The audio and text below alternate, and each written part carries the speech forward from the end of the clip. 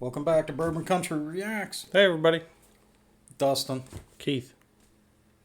Music, bourbon, bribe. Bribe. Ooh. This one's from Skipper. Skipper. Right? He said Skipper. He told us Skipper. how to pronounce it. Yes. This is from Skipper. Skipper had sent us Angel's Envy. That's a good pour. I know this.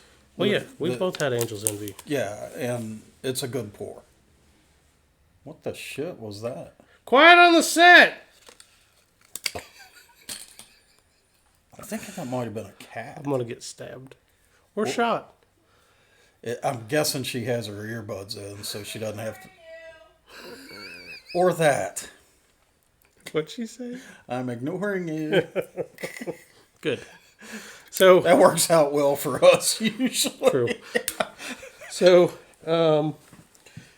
I got something to say about Angel's Envy when we get to the bourbon. Okay. But what song did Skipper want with this one? John Michael Montgomery, Letters from Home. Okay. All right. You ready to check it out? I guess I'll get to pouring this eventually when I get the... You see this? That was like magically endless.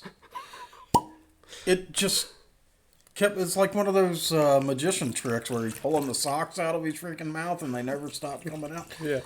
All right. John Michael Montgomery. Let's go. Ooh, that sounds hard.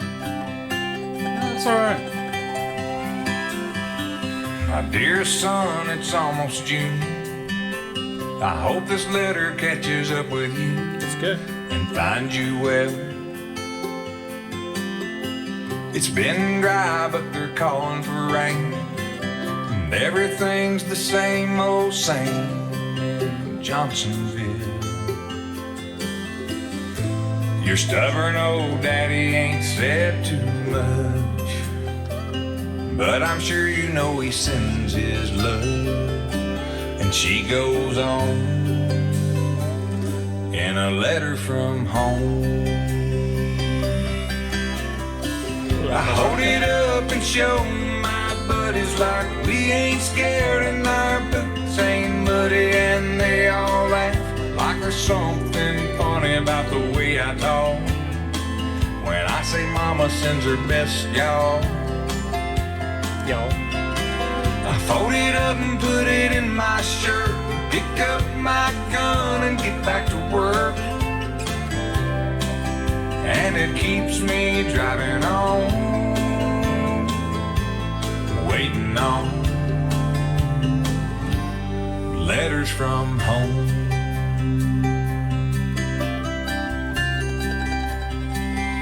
Is that a mandolin? My dearest love, it's almost dawn. I've been lying here all night long, wondering where you might be. I saw your mama and I showed her the ring. Man on the television said something, so I couldn't sleep. But I'll be alright, I'm just missing you. And this is me kissing you. X's and O's. I was getting 2 sets of those. I hold it up and show my buddies like we ain't scared and our boots ain't muddy, and they all laugh. Oh, yeah, you don't- honey, but they take You don't it wave that hard, picture around. 'cause I don't read the good part. I fold it. Dudes would trade. Like trading cards? No, like, dude, I'll give you 3 cans of Copenhagen for that picture of your girl for 2 weeks. Wow. No. So the GWAT guys aren't going to understand that stuff because they had electronics. So most of the time they couldn't use them, but a lot of times they could, and so they could get to stuff. Get to stuff. And they got fresh socks, right? Well, depending, but yeah, in my generation, they also in any given barracks had what they called the hog board. And if they got a hold of the picture of your girl, she got tacked onto the hog board. Wow. Yeah. Scared in our boots ain't muddy and they all laugh. Cause she calls me honey, but they take it hard. Cause I don't read the good part. It's of his kid, right? I fold it up and put it in my shirt. Pick up my gun and get back to work. And it keeps me driving on, waiting on letters from home. We're getting some nice harmonicas tonight. Dear son, I know I ain't written. I'm sitting here tonight alone in the kitchen. It occurs to me I might not have said it, so I'll say it now. Son, you make me proud.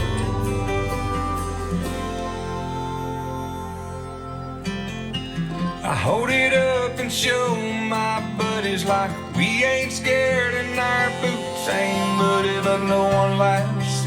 Cause there ain't nothing funny when a soldier cries. And I just wipe my eyes. I fold it up and put it in my shirt. Pick up my gun and get back to work. And it keeps me driving on,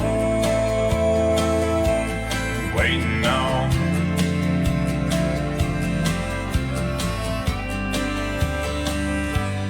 letters from home.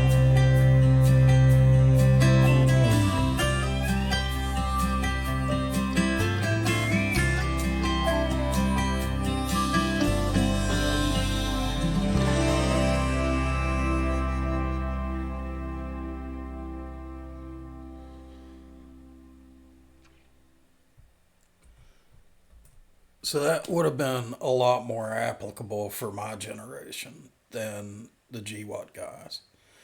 Because they would periodically at least get access to email, right? So they could email back and forth with their families, and that's, near instantaneous communication. Right. For it doesn't us, take weeks to get a letter. 30 days was the best you could hope for in transit. And mail call happened every day. And everybody was there for mail call, and you'd see a lot of sad motherfuckers walking away because they didn't get the mail. They didn't get any, that day. Didn't get any. And the song's kind of right. When you did get one, I mean, you'd kind of keep it with you for a little while. I wondered about that. Well, like, when you're going into action, you're going to bring your letter with you? So it's the one thing you can kind of keep with you by shoving it, for us, in our top front cami pocket, and it wouldn't like stick out or anything. And Gunny come by or Sergeant Major come by and go, "What you got in your pocket there?" You wouldn't see it. And you could be out on an op somewhere and have your downtime and pull it out and read it and get a little taste of home, put it back. And a lot of times the women would perfume them. Yeah. And that. Oh yeah. That yeah. Oh yeah. That mattered. So yeah, those letters were really important. I think another thing that kind of we got a lot. There were like tens or hundreds of thousands of school kids. I did that. Were writing to any service member letters. Yep. And they'd mix those in with mail calls sometimes, right? And so you can get a letter, everybody take 5. They've had a big box of them. Everybody take 5 letters. Right. I actually responded to a few of those. That's cool. I mean, they were well written, super cute. And, yeah. That was kind of neat. I won't forget getting those letters from kids, man. Everything from like kindergartners to seniors in high school. And I did it. I think it was like it was grade school. Yeah. Like 2nd, 3rd grade. I think we did that. We got a lot from grade schools. So yeah. So cool song. It It really was, in my day, a really huge part of the experience. Do you always make buddies with the guys whose mom sent them cookies? No, we made, well, not really, because I'd say you'd made buddies with the guy, right? Yeah. But the reality was, if he didn't share, you were just going to gang up on him, whoop his ass, and take him. That's just how it went. But if he was smart, he was going to share. He was going to share to avoid the ass kicking that was definitely coming if he tried to bogart him. Yeah. That's a bad plan. It's a bad plan. I knew a guy. This was actually at my military school. This wasn't in the real military. This was at the military school. Did you get mail at the military school? Oh yeah. Okay. And his mom kept sending him boxes of chocolate cookies. Okay. And the guys would do that, like 3 dudes. I never did it. I let Allegedly. no, I didn't. I really didn't. But 3 or 4 guys would go and basically jack this guy for his cookies. Like, give him up, man. We want some cookies. And he got pissed off. So he wrote his mom to put laxative in the cookies. And they just Payback's a bitch. And the bathrooms were just open rows of toilets. And I'll never forget walking in there going, my God. And then there's like 4 of them sitting in a line just miserable. I'm like, what is going on? Did we have some bad food in the mess hall? I mean, what happened? I need to stay away from because I don't want none of this shit. Yeah. Literally. We found out the story later. It was like, oh, that is awesome. Yeah. Sometimes you get what you pay for. Yep. So the Angel's Envy doesn't disappoint, man. No, it does not. It never does, except. There's an except. Angel's Envy never disappoints when you crack that bottle. No. But when it sits on a bar shelf... There's something about that, right? When it's, for some reason, this has happened to me multiple times, so that's why I'm talking to you about it. I'll have it at a bar. I'll have a pour at a bar. I'm like, hey, they got Angel's Envy. Yeah, I'm going to have some of that. And it's usually like a $40 pour. Mm-hmm. Right? So, like, you're paying for it. And it doesn't taste nearly as good. And it could be the fact that it costs $40. But I think what happens is it loses some of its flavor for some reason. If it as sits it sits too long, yeah. Yeah. And so if you get it, drink it. And it's finished. So I could maybe see that being a thing. So the flavor profile, this is a really sweet drink. Mm-hmm. It's got some vanilla notes in it in the initial. And some kind of citrus in... Like a grapefruit. Almost, yeah. Yeah. And then the mid's kind of unremarkable. I don't get a lot there except corn sweetness. Yeah. And then the finish, you definitely taste oak, and it's pretty good. It's like just the right level of oak finish. A lot of those sweets carry through. Get a little bit of that finish, which is that red wine. Just a little bit. Just a touch of that, like, port. I think it's port, isn't it? Yeah, port wine, just right there in the finish. And it just, it enhances that finish. It really does. And what's actually kind of, it can be a little dangerous because the finish is tasty in a way. You doing that for Percy? No, I'm trying to see if they're able to see the wings. Every bottle of Angel's Envy has wings on it, and I don't think you can really see it in the video. Yeah, I don't feed, think they can. They're right here. Yeah. On the backside. Interesting. What were you saying? I think I forgot. I distracted you with the angel's wings. I don't know. You were talking kind of dangerous on the finish because the finish is really good and tempts you back towards the bottle because you want to intensify that finish flavor and you want more of it. And it's short. Yeah, it's but not this one's long-lived. short, right? The longer ones you can just let them sit for a little while and it slows you down. This one's pretty short; it goes away quick, and It'll speed you up. You want some more. Yep, you'll which is a good bar pour because you want more. Right, for the bar, not for you. Yeah, good for them. Bad for your wallet. Right, because at the bars, this stuff tends to be they treat it like we're pretty high shelf stuff, It's usually between $30 and $40 a pour, I think. which is a lot of freaking money for an ounce and a half of liquor. Agreed. Especially when this bottle It's only about costs $85. Yeah, Yeah, about $85. So how many pours do they have to get to make their bottle back? I don't want to do the conversion. Less than 3.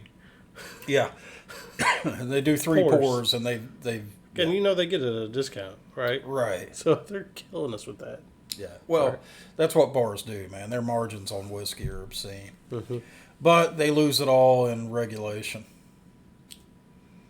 licensing, and inspections, and Fair point, all protection. that shit. Yeah, probably. It'd be a shame if anything was to happen to the bar. nice establishment here. Hey, what are you gonna do, huh? That may be a thing. Yeah. What proof you got this at? You know, it's an interesting question because I suspect it's smooth for what it is. And this is a Kentucky straight bourbon finished in port wine barrels.